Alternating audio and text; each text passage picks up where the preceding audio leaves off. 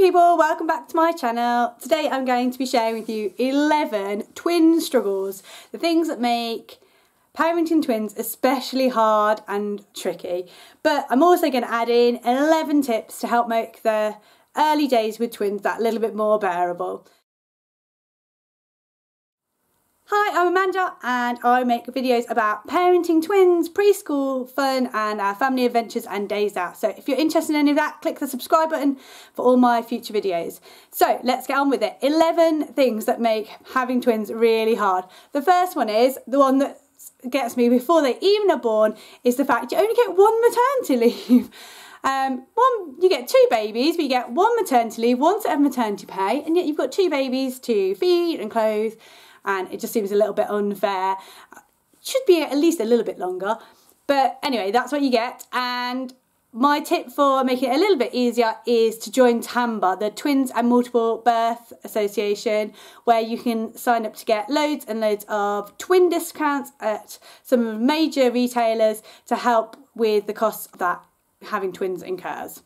My second twin struggle is the mum guilt. Anyone who has kids has mum guilt, but with twins I'm sure that's doubled. You just feel you're constantly having to juggle between picking this one up, putting this one down, this one wants feeding, this one wants feeding, and you never quite feel like you're doing a good enough job.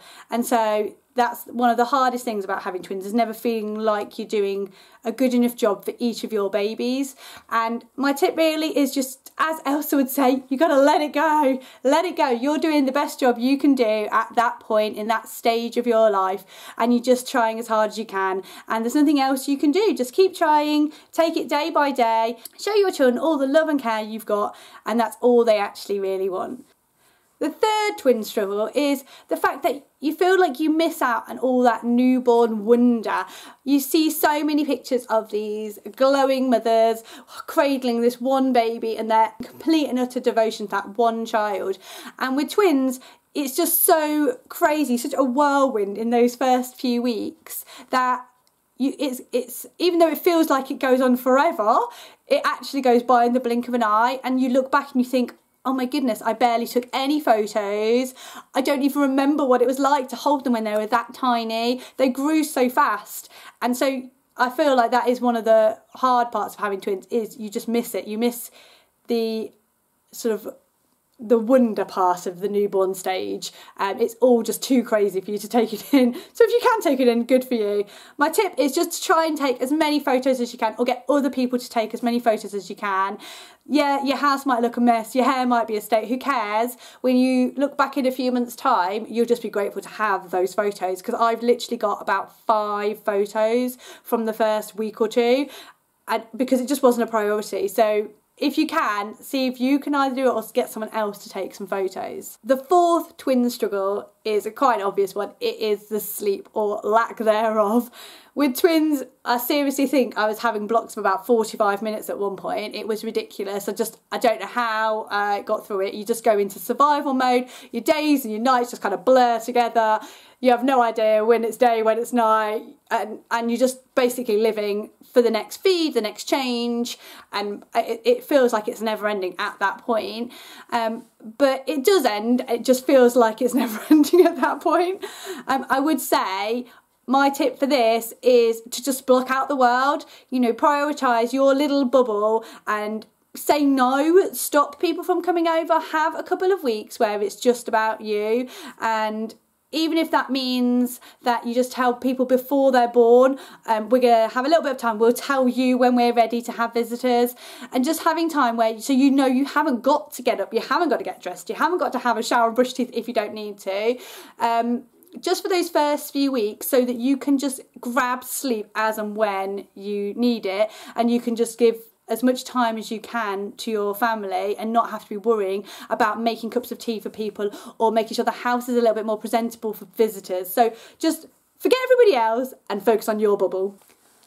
My next twin struggle is car seats. So not only have you had to go out and buy 2 of them, you now, every time you want to go anywhere, have to get each baby, buckle them into a car seat, and then do it again with the other baby. And then when you get to the end, take one baby out, and then take the other baby out. And it feels like you're spending your days taking babies in and out of car seats. My tip for this one is to invest in some swivel car seats. We had the Britax dual fix ones. We really loved those, and I found it saved my back. So whenever I was putting the baby into the car, spin the car seat so it's facing the door. You could pop the baby in, strap them all in, spin them. It made getting them in and out of the car so much faster, so much easier. And like I said, it really saved my back. Another twin struggle I really found after the initial early days, and when I was feeling a little bit braver to go out and about, was still not feeling brave enough to go to certain places that maybe mums with just one baby would have gone. So things like swimming just felt completely unattainable. So did places where there was going to be big open spaces, or where I felt like there wasn't enough containment so that I could keep an eye on both twins at the same time. I remember taking, it was me and two other twin mums took children to a little mini soft play area so that we could have a little catch up, and it was an absolute disaster because I just didn't take my eyes off my two, they didn't take their eyes off their two. We didn't say a word to each other the entire time. I suppose it got us out of the house, but it was a completely pointless exercise. So we needed somewhere that was much smaller, much more contained, so that actually we could just watch them play and have a little chat and maybe have a drink. So I would say with this, my tip would be to try and explain to friends what your concerns are, and maybe just try and say yes to as many things as you can and ask for help. People absolutely want to help, and if you just ask, I'm sure people will be able to hold one while you feed another, or maybe watch one while you go and change another. So just ask for help and just try and say yes to as many things as you can, because getting out of the house is so important, especially in the early weeks and months. The next struggle I find is when you feel just a bit different at all the play groups. So you're a little bit on show when you go to a play group as a twin mum. People sort of look at you and like, oh, twins, there's that novelty, and so there's that attention that you may or may not want, and it's hard. You don't want to feel like, oh, you're somehow having to struggle more than they are, but it is different struggles. Having twins does bring different struggles raising a singleton, and so it's hard to explain that to some people. They don't really understand it. And so my tip for this would be to try and find your local twin group. There will be a local twin mums group somewhere near you. I found one. It was actually a 35-minute drive away, which seems really far, but actually it was somewhere I used to go every single week because it was just somewhere I knew everyone got it. They just understood what it was like, and you were going through very similar things at similar stages. Because another thing is when you've got another parent who's got a singleton, their child might be at a completely different stage to your child, because twins generally are a little bit behind in everything. They're often premature and smaller and don't hit their milestones as early, and so it's nice to be with other people so you don't feel different. A little more of a light-hearted one is the mess, the mealtime mess, especially with twins. Seriously, when they start weaning and you are giving them purees or soft foods, and it just goes everywhere, over every surface, every high chair, the floor, up cupboards, it just goes everywhere. I would say my tip for this is to invest in some really basic high chairs. We had the IKEA Antelope ones. They're plain white, plastic. There's no nooks and crannies for any disgusting bits to get hidden in. They wipe down really, really quickly and easily. We loved them. I'd say that's my top tip is don't get anything fancy. The places that you're going to have to clean, because you're going to be cleaning them a lot. Another twin struggle is what I call the opposite dash. When your twins get old enough to start moving, or especially walking or running, and they decide to do an opposite dash. They decide to run in opposite directions. One goes that way, one goes that way, and you think, I've got about a split second to decide which is my favourite. Only joking. Which one's in more greater danger?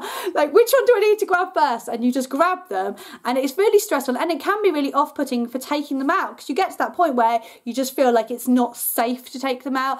I'd say my tip for this would be to get yourself some backpack reins. We had the little Life ones, which we picked up secondhand from a Facebook selling site, and we just used those when I needed to know they weren't going to run off. Often I'd be putting them on even just to get them out of a car, clip them into them, to walk them just maybe 20 or 30 metres across a car park into a playgroup, because for me that was one of the scariest times. It was getting out of the car and then dashing when I knew there was going to be cars around. Another tough stage is the potty training double whammy. So you're not going to do it once, you've got to do it twice. And obviously you could train your twins separately. In fact, that is something I tried to do. We started off by training Jessica and had a good few months where I really thought she was getting it, but actually I just don't think she was, and so we stopped. And then when they both turned 3, we did them together, we potty trained them together, and actually they were both ready, both a lot more mature and articulate and able to talk about it a bit more, and so they trained much quicker when they turned 3. My tip for potty training twins would be maybe to instill a little bit of competitiveness on it. You know, we had 2 sticker charts up in the bathroom, and we did a little bit of, oh, who's got this thing? Oh, well done, Emily. It was more about praising the other twin when they did something really well, rather than saying, oh, you haven't done this. But I think that proximity praise really works with toddlers, so give it a go. Praise one, like over the top praise them, and then see if the other one responds. And my final twin struggle, which is a really silly little one, but one that really frustrates me and I find really annoying, is form duplication. Whenever you go anywhere and you have to fill out everything twice, and it's not filling out everything twice, it's filling out everything twice but practically identically apart from the first name in most cases. So first name and then surname, address, telephone numbers, blah blah blah blah blah blah, blah. Everything's exactly the same, and it just drives me crazy. I did hear from another twin mum that she used to do one and photocopy it, which is brilliant, but more often than not you're out and about and that isn't very practical. I would say my only tip for this is buy yourself a nice pen so that you can at least look at your pretty pen while you're doing it, because you can't get around that one. That's just tough. That's just twin life. There you go. There are 11 twin struggles, and a few little tips to help you see the more lighter side of those twin struggles and possibly make them feel a little bit more bearable. I hope you enjoyed this video. If you have, I'd love you to subscribe, stick around, click the bell button so you don't miss any of my future content, and I'll catch you next time. Bye!